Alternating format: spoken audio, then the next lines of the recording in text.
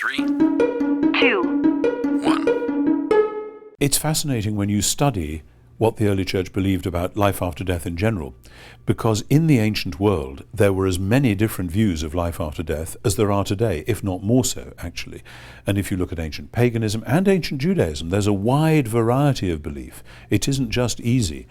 So it makes it all the more extraordinary that all the early Christians, who we have evidence for, right through the first 2 centuries, all believed in the resurrection of the body. And you say, how did that happen? And they all say, well, of course, because of what God did to Jesus. And that kind of crystallized everything. And so because they believed that Jesus had been raised from the dead, this forced them, if they were Jews, to sharpen up their Jewish belief in resurrection. It really has been sharpened up. And if they were pagans who didn't believe in the resurrection, they were forced to say, wow, this is what it all means. Well, what was all that stuff we believed before? And so you see this turmoil in the early church where they know they now have to say resurrection, and they struggle to bring their previous narratives on board with that, which is a very exciting thing.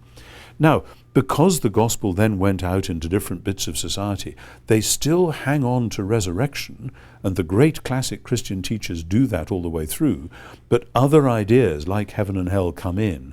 And it's very interesting if you go to churches in, say, Italy and look at wall paintings from 13th, 14th, 15th, 16th century, at a certain point you can see paintings where you've got bodies coming up out of the ground, skeletons acquiring flesh, becoming bodies, and that's resurrection according to Ezekiel 37, which is a wonderful metaphorical way of doing it, but that they're determined to reaffirm that. But then there's a transition, and by the end of the 16th century you've got Michelangelo in the Sistine Chapel. And where's resurrection in that? Well, it's sort of there, but actually the heaven-hell scenario has taken over. And most Christians today, if they say they believe in resurrection, it's because they say it in the creed, but it doesn't make that much sense to many of them because they can't fit it with this heaven and hell scenario. And so it's only when you see new creation as the goal that then suddenly that early Christian belief really does all make sense. That's cutting a long story very short, but that's the nub of it.